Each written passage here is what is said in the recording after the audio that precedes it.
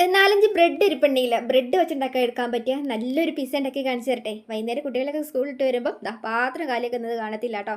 അതിനായിട്ട് ഞാനിപ്പോൾ ഒരു 4-5 ബ്രെഡ് എടുത്തിട്ടുണ്ട്. ഈ ഒരു ബ്രെഡ് നമുക്കൊന്ന് കട്ട് ചെയ്ത് മാറ്റി വയ്ക്കാം.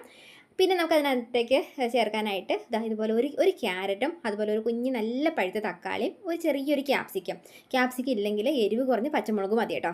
പിന്നെ ഇതുപോലെ ഒരു ചെറിയൊരു ഹാഫ് സവാള കൂടി. പിന്നെ അവിടെ ഇരിക്കുന്ന നമ്മൾ 2-3 ബ്രെഡ് ഉള്ളത് ഇതുപോലെ ഒന്ന് സ്ക്വയർ കഷ്ണങ്ങളായിട്ടൊന്ന് കട്ട് ചെയ്തെടുക്കുക കേട്ടോ. പിന്നെ ഇതുപോലെ ഒരു മുട്ട ചെറുതായിട്ടൊന്ന് കുത്തി പൊട്ടിച്ചിട്ടിട്ട് ഒരു നുള്ള ഉപ്പും ഒരു ആവശ്യത്തിന് ഒരു നുള്ള വെള്ളം ഒരു അര ഗ്ലാസ് മൈദമാവോ നിങ്ങൾക്ക് ഗോതമ്പൊടി ഉണ്ടെങ്കിലോ അതാണെങ്കിലും കുഴപ്പമില്ല. നന്നായിട്ട് കലക്കി എടുത്തതിന് ശേഷം നമുക്ക് പാനിലേക്ക് കുറച്ച് വെളിച്ചെണ്ണ എടുത്ത് ഒഴിച്ചിട്ട് നമ്മുടെ മാവ് പകുതി ഒഴിച്ചിട്ട് അതിൻ്റെ മുകളിലേക്ക് ബ്രെഡ് ഇട്ട് കൊടുത്തിട്ട് തൊട്ട് മുകളിലേക്ക് നമ്മൾ ബാക്കി കലക്കി വെച്ചേക്കുന്ന മാവും കൂടെ ഇട്ട് ഒഴിച്ചിട്ട് നമുക്ക് നമ്മുടെ ആ പച്ചക്കറി അരിഞ്ഞ് വെച്ചേക്കുന്ന പച്ചക്കറിയും അതിൻ്റെ മുകളിൽ ഇത്തിരി കുരുമുളക് പിന്നെ നിങ്ങൾക്ക് ചീസ് ഉണ്ടെങ്കിൽ ചീസ് ഇട്ട് കൊടുക്കാം. ഇനി മൂടി വെച്ചിട്ട് 5 മിനിറ്റ് നേരം കഴിഞ്ഞിട്ട് അങ്ങ് തുറന്ന് നോക്കിക്കേ. ഇതിൻ്റെ മണം അപാരമാണോ.